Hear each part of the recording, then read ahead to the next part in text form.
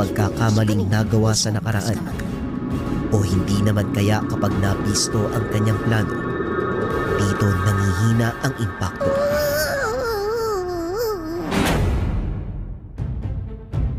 Sa tahanan ng Batang Sol, nasira ang katahimikan ng gabi.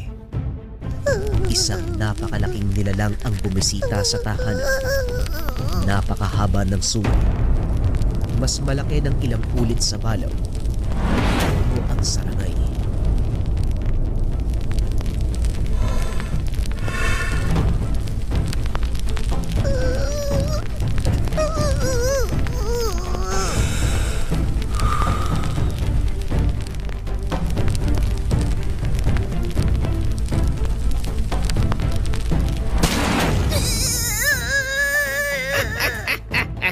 Tama ba, Sool? Ikaw ang dahilan